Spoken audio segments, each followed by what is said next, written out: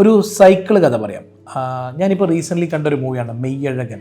മെയ്യഴകൻ എന്ന് പറഞ്ഞ മൂവിയിൽ അരവിന്ദ് സ്വാമിയും കാർത്തിയും കൂടി സംസാരിക്കുമ്പം കാർത്തി ഒരു സൈക്കിളിൻ്റെ ഒരു കഥ പറയുന്നുണ്ട്. വളരെ ബ്യൂട്ടിഫുള്ളായിട്ട് നറേറ്റ് ചെയ്യുന്നുണ്ട്. എനിക്കിഷ്ടപ്പെട്ട നല്ലൊരു സീനാണ്. അതിൽ ഒരുപാട് മെസ്സേജ് ഉണ്ട്. അതുകൊണ്ടാണ് ഈ ഒരു വീഡിയോ ചെയ്യാനുള്ള കാരണം. അപ്പോൾ അതിൽ അരവിന്ദ് സ്വാമി വളരെ റിച്ച് ആയിട്ടുള്ളൊരു ഫാമിലിയിൽ നിന്നും കാർത്തി വളരെ പൂർ എക്സ്ട്രീംലി പൂറായിട്ടുള്ളൊരു ഫാമിലി ബാക്ക്ഗ്രൗണ്ടിൽ നിന്നും.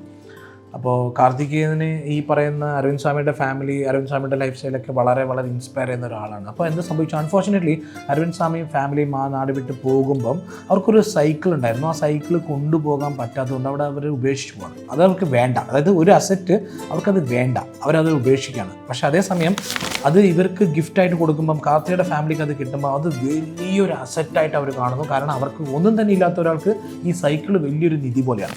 ആ സൈക്കിൾ കിട്ടിയതിന് ശേഷം കാർത്തിയുടെ ലൈഫ് വലിയ രീതിയിൽ മാറുന്നു. അതായത് ആ സൈക്കിൾ ഓടിക്കാൻ വേണ്ടി കാർത്തി ഒരുപാട് കഷ്ടപ്പെടുന്നു, സൈക്കിളിൽ നിന്ന് വീഴുന്നു, പൊട്ടുന്നു. അപ്പോഴും കാർത്തിയുടെ ഒരു ഫീൽ എന്ന് പറയുന്നത് സൈക്കിളിനൊന്നും പറ്റില്ല. എനിക്ക് പറ്റിയാലും കുഴപ്പമില്ല, സൈക്കിൾ അത്രമാത്രം കാർത്തി അതിനെ യൂസ് ചെയ്യാണ്. So after a point Karthi ഈ സൈക്കിൾ ഓടിച്ച് പഠിച്ച് വളരെ കോൺഫിഡൻ്റ് ആയിട്ട് വരുമ്പോൾ ഒരു ദിവസം കാർത്തിയുടെ അച്ഛൻ പറയാണ് അനിയനെ സ്കൂളിൽ നിന്ന് കൊണ്ടുവരണം. അപ്പോൾ കാർത്തി സ്കൂളിൽ പോയി അനിയനെ വളരെ ഭദ്രമായിട്ട് തിരിച്ച് വീട്ടിൽ കൂട്ടിക്കൊണ്ട് വരുന്നു.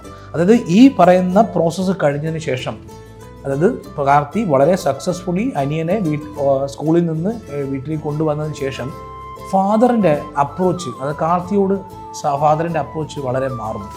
അതായത് അച്ഛൻ്റെ കയ്യിൽ നിന്ന് നമുക്ക് ആ ഒരു റെക്കഗ്നീഷൻ കിട്ടിയ ഉടനെ, വീട്ടിൽ നിന്ന് ആ റെസ്പെക്റ്റ് കിട്ടിയ ഉടനെ കാർത്തിയുടെ മൈൻഡ് സെറ്റ് തന്നെ ആകെ മാറുന്നു. ആൾ വലിയൊരു ഉത്തരവാദിത്തമുള്ള ഒരാളായിട്ട് തോന്നുന്നു.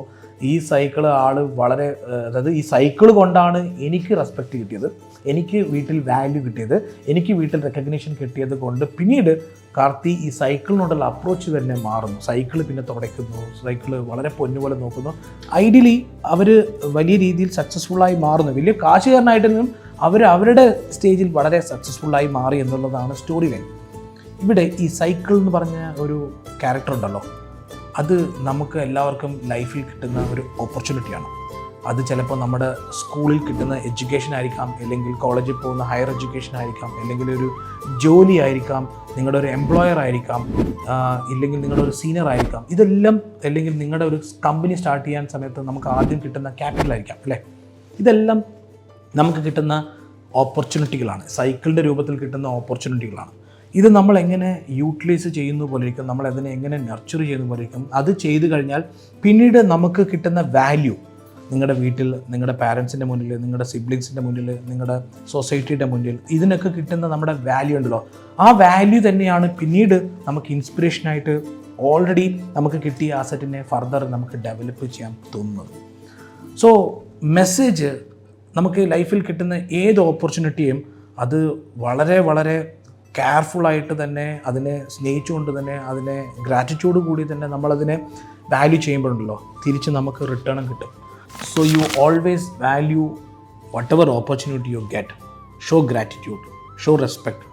സോ നമുക്ക് ഒരുപാട് ഇതേപോലത്തെ റെക്കഗ്നീഷനും റെസ്പെക്റ്റും റിട്ടേണും നമ്മുടെ ലൈഫിൽ സക്സസ്ഫുള്ളായിട്ട് വരും. അപ്പോൾ നാളെ നിങ്ങളും സക്സസ്ഫുള്ളായി മുന്നോട്ട് വരുന്ന സമയത്ത് നിങ്ങൾക്കും പറയാൻ ഒരു സൈക്കിൾ കഥ ഉണ്ടായിരിക്കണം. Thank you so much.